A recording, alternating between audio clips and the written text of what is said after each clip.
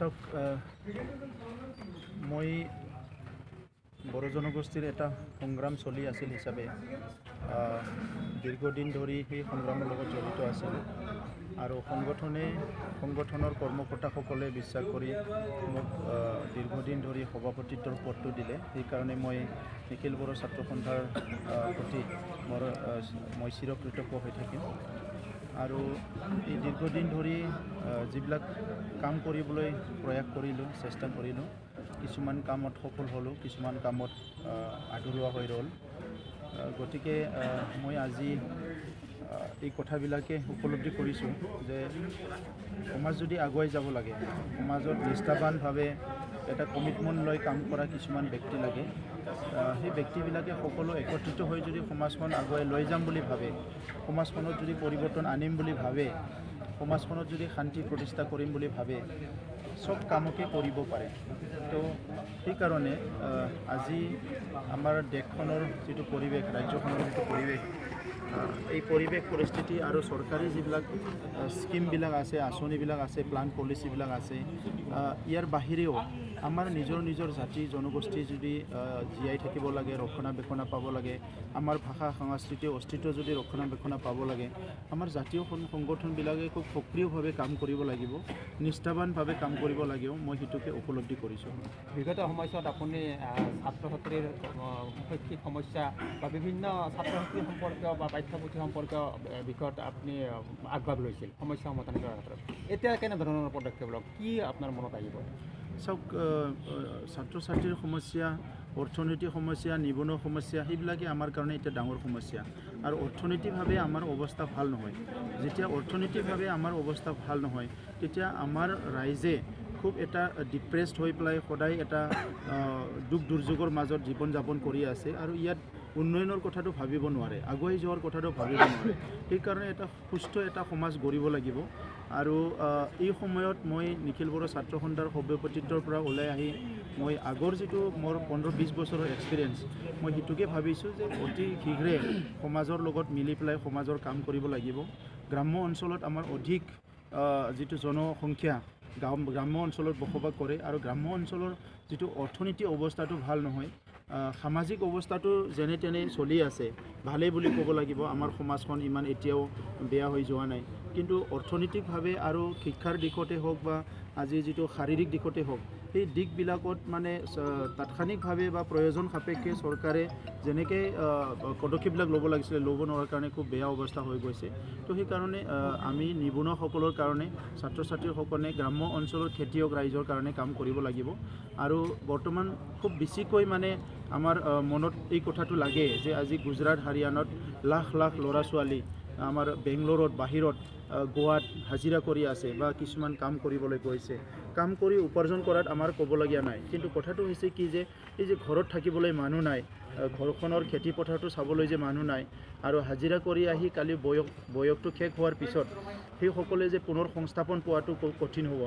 সেইকাৰণে নিজৰ ঘৰতে যিবিলাক ড্ৰপ আউট ষ্টুডেণ্ট আছে, যিবিলাক নিবনুৱা আছে, কম বয়সৰ ল'ৰা ছোৱালী আজি স্কুল কলেজ এৰি পেলাই বহি আছে, সেইসকলক লৈ পেলাই কাম কৰিব লাগিব। আপুনি এটা কথা কৈছে যে অৰ্থনৈতিক উন্নয়ন, আৰু এই সেই অৰ্থনৈতিক উন্নয়নৰ কথা BTAD হোৱাৰ পিছত অৰ্থনৈতিকভাৱে উন্নয়ন হোৱা নাই নেকি? চাওক, BTAD হোৱাৰ পিছত ৰাস্তা পদূলি অলপ চলপ হৈছে, নোহোৱা নহয়, বিল্ডিং কেইটামান হৈছে, অফিচ হৈছে, কিন্তু সাময়িকভাৱে যদি চাবলৈ যায়, মানুহৰ জীৱনৰ মানদণ্ডটো যেনেকৈ উন্নত হ'ব লাগিছিলে, আমাৰ মানুহৰ দৈনন্দিন সমস্যাবিলাক যেনেকৈ কমি যাব লাগিছিলে, সেই সমস্যাবিলাক আজিলৈকে কমি যোৱা নাই। ইয়াৰ স্কুলবিলাক যেনেকৈ ভাল হ'ব লাগিছিলে হোৱা নাই, হস্পিটেলবিলাক যেনেকৈ ভাল হ'ব লাগিছিলে হোৱা নাই। কেইটামান ডাঙৰ হস্পিটেল বিল্ডিং বনাইছে, কিন্তু ডক্টৰ নাই। আৰু যদি চাবলৈ যায় মানে ডিষ্ট্ৰিক্টে যদি ৰেকৰ্ডবিলাক চাবলৈ যায়, আমাৰ মেটাৰ্নিটি যিটো মৰ্টেলিটি আৰু ইনফাণ্ট মৰ্টেলিটি, সেইবিলাক এতিয়াও বহুত আছে। চ' সেইবিলাক যদি চাবলৈ যায়, গোটেই চিত্ৰটো ইয়াত আপুনি দেখিবলৈ পাব। তো সেইকাৰণে আজি BTC হোৱাৰ পিছত এই অঞ্চলটোত অসম চৰকাৰ, ভাৰত চৰকাৰৰ যিটো দায়িত্ব, সেইটো কমি গৈছে। আনপিনেদি BTADৰ নেতৃত্বই যেনেকৈ দায়িত্ব ল'ব লাগিছিলে তেনেকৈ লোৱা নাই। সেইকাৰণে এই 32 লক্ষ জনসাধাৰণৰ যিটো অনিশ্চয়তা, উন্নয়নৰ ক্ষেত্ৰতে হওক, শান্তি স্থাপন কৰাতে হওক, যিটো হৈ আছিলে, আজি BTR চুক্তি হোৱাৰ পিছত সেইটো শান্তি পাৰ্মানেণ্ট এটা পিচ আহি গ'ল।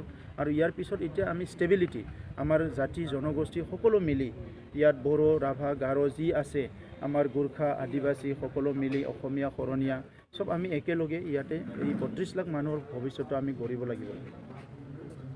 বিটিএডিৰ উন্নয়নৰ যিখিনি ধন এই ধনখিনি আচলতে সৎ কামত ব্যৱহাৰ হোৱা নাই। সেইটো আপোনালোকেও স্পষ্টকৈ জানে, সদায় পেপৰে পত্ৰে ওলাই আছে যে BTCত যিবিলাক ধন আহিছে সেই ধনবিলাক যে যেনেকৈ লাগে তেনেকুৱা যে মানে ব্যৱহাৰ হোৱা নাই বা তেনেকুৱা উন্নয়নৰ কামত যে লগা নাই, এই কথাটো সকলো ইতিমধ্যে কৈ আছে। সেইটো লৈ পেলাই বিভিন্ন পেপাৰ পত্ৰ আৰু সবচে ডাঙৰ কথাটো হ'ল CAG কেক ৰিপৰ্টত ওলাইছে, যিটো মানে গভৰ্ণমেণ্টৰ ৰিপৰ্ট হয়, যিটো অডিট কৰে। এই অডিটত স্পষ্টভাৱে ওলাইছে যে ইয়াত বহুত মানে হেৰাফেৰি কৰা হৈছে, ইফালে সিফালে কৰা হৈছে। তো সেইকাৰণে আজি সকলো ৰাইজে বিচাৰিছে যে নেতৃত্বৰ পৰিৱৰ্তন হ'ব লাগে, এটা ভাল নেতৃত্বৰ দায়িত্ব ল'ব লাগে আৰু সকলো জাতি জনগোষ্ঠীক আঁকোৱালি লৈ একেলগে লৈ যিবিলাকে আগবাঢ়ি যাব পাৰে, যিবিলাকৰ কমিটমেণ্ট আছে, ৰেছপনচিবিলিটি, সেই মানুহবিলাক আহি পেলাই দায়িত্ব লৈ পেলাই এই 32 লাখ জনসাধাৰণৰ ভৱিষ্যতটো যাতে এটা অন্ধকাৰৰ পৰা ভাল ফালে আনিব পাৰে, এইটো সকলোৱে চিন্তা চৰ্চা কৰাটো চবেই বিচাৰিছে। আছে আৰু দল সংগঠন আছে যিসকলে আজি শান্তি স্থাপন কৰিলে, এই চুক্তিখন কৰিলে, চুক্তিখনত ভাল ভাল বস্তু লৈ আহিলে, ইউনিভাৰ্চিটিৰ পৰা আদি কৰি আজি সকলো বিচাৰিছে যে চুক্তিকাৰীসকলে চুক্তি কৰা নেতৃত্বই দায়িত্বত আহিব লাগে। কাৰণ BSCৰ সময়তো আহিছিলে, BTCৰ সময়তো আহিছিলে আৰু এতিয়া ইয়াত ইণ্টাৰিম কাউন্সিল নহয়, কিন্তু চবেই লগ লাগি পেলাই এটা ভাল এটা পলিটিকেল পৰিৱৰ্তন আনিব লাগে, এই কথাটো চলি আছে। গতিকে ময়ো ইয়াৰে এটা পাৰ্ট হিচাপে, ময়ো এজন ছিগনেটৰী হিচাপে মই এই গোটেই প্ৰক্ৰিয়াত ময়ো কম বেছি পৰিমাণে জড়িত হৈ আছোঁ আৰু ৰাইজে যেনেকৈ বিচাৰে তেনেকুৱাই এটা দিশ হয়তো নিৰ্ধাৰণ হ'ব, তেনেকুৱা আমি ভাবিব পাৰোঁ। তাৰমানে BPFটোৰ এইবাৰ পৰিৱৰ্তন বিচাৰিছে নেকি আপোনালোকে? নাই, আপোনালোকে বুলি নহয়, গোটেই BTC এতিয়া BTR বাকী ৰাইজে বিচাৰিছে। BTR বাকী ৰাইজে এইটো পৰিৱৰ্তনটো বিচাৰিছে যে হাগ্ৰামা মহিলাৰী ডাঙৰীয়াৰ ওপৰত যিটো বিশ্বাস আৰু আস্থা ৰাখিছিলে ৰাইজে, তেখেতক যিটো সন্মান দিছিলে, যিটো মৰম দিছিলে, ইয়াৰ বিপৰীত ইয়াৰ যিটো মানে পৰিৱৰ্তে তেখেতে যিখিনি কৰিব লাগিছিলে ৰাইজৰ কাৰণে কৰিব পৰা নাই। নতুনত্ব একো নাই ইয়াত, নতুন আঁচনি, নতুন চিন্তা একো নাই। আগৰ নিচিনাকৈ মানুহ কিনা বেচা কৰা, টকা পইচা দিয়া, সেইখিনিয়ে দাবী ধমকি দিয়া, ইয়াৰ বাহিৰেতো ভাল একোৱেই নাই। ত' সেইকাৰণে আজি মানুহে পৰিৱৰ্তন বিচাৰিছে। NDFৰ যিটো ফেকশ্যন গ্ৰুপৰ দুটা গ্ৰুপ বৰ্তমানো BPFৰ লগত থকা বুলি আমি জানিব পাৰিছোঁ। নাই, সেইটো তেখেতসকলৰ ওপৰত নিৰ্ভৰ কৰিব, কাৰণ তেখেতসকলেও সংগ্ৰাম কৰিছে দীৰ্ঘদিন ধৰি নিজৰ জনগোষ্ঠীক লৈ পেলাই এই অঞ্চলৰ কিবা এটা উন্নয়নৰ কাৰণে বা ৰক্ষণাবেক্ষণৰ কাৰণে। গতিকে আজি ইয়াত কাৰ লগত থাকিব, কেনেকৈ ৰাজনীতিটো ল'ব, ভৱিষ্যতত সামাজিক কামবিলাক কেনেকৈ কৰিব, চুক্তিখন কেনেকৈ ৰূপায়ণ কৰিব, সেইটো নেতৃত্বৰ ওপৰত ডিপেণ্ড কৰিছে। গতিকে এইটো কোনো বেলেগ এটা সংগঠনৰ নেতৃত্বই, কোনোবা এটা সংগঠনৰ নেতৃত্ব আমিতো কামান কৰিব নোৱাৰোঁ। গতিকে তেখেতসকলে যিটো ভাল দেখে সেইটো ডিচিশ্যন ল'ব। অৰাজনৈতিক সংগঠন কোনকেইটা আপোনালোকৰ লগত থাকিব? নাই, সেইটো মই এতিয়া আপোনাক হিচাপ কৰি ক'ব বিচৰা নাই, কাৰণ ময়ো নাই তাত। গতিকে মই কি কৰিম বা আমি কি কৰিম এই কথাটো ডিচিশ্যন হোৱাৰ পিছত কৰিব। আমাৰ চবৰ লগতো বন্ধুত্ব আছে। আমি এই অঞ্চলত শান্তি স্থাপন কৰাৰ স্বাৰ্থত আমাৰ বহুত যিবিলাক কমিউনেল হৈ গ'ল, কিমান চিটুৱেশ্যন হ'ল, আমি চব দল সংগঠনৰ লগত একেলগে আমি কাম কৰি আহিছোঁ। ছাত্ৰ সংগঠনৰ লগত আমাৰ এটা ভাল, সকলোৰে লগতে ভাল এটা সম্পৰ্ক আছে, কিন্তু সকলো জনগোষ্ঠীৰ ছাত্ৰ সংগঠনৰ নিজা নিজা ইছ্যু আছে। তো সেইকাৰণে আজি মই সকলোকো লৈ পেলাই কাম কৰিম, আপুনি সকলোকো লৈ কাম কৰিব। ইছ্যুটো তেখেতসকলৰ ইছ্যুটো আপোনাৰ লগত মিলিব না নিমিলে, সেইবিলাক বহুত কথা আছে। তাৰমানে এইবাৰ পলিটিকেলি হাগ্ৰামা মহিলাৰী মাৰ্ডাৰ হ'ব নেকি? নাই, আপুনিতো ডাঙৰ কথা কৈছিলে, মাৰ্ডাৰ কৰা কাৰো উদ্দেশ্য নাই। তো মাৰ্ডাৰ না উৎখাত না কি, সেই শব্দবিলাক মই ক'বলৈ ভাল নাপাওঁ। ৰাইজে পৰিৱৰ্তন বিচাৰিলেতো পৰিৱৰ্তন হ'বই। ভাৰতবৰ্ষতো পৰিৱৰ্তন হৈছে, ৰাজ্যবিলাকতো পৰিৱৰ্তন হৈছে। গতিকে ইয়াত 15 বছৰ, প্ৰায় 17 বছৰ শাসন হ'ল ইণ্টাৰিম কাউন্সিলটো ল'লে।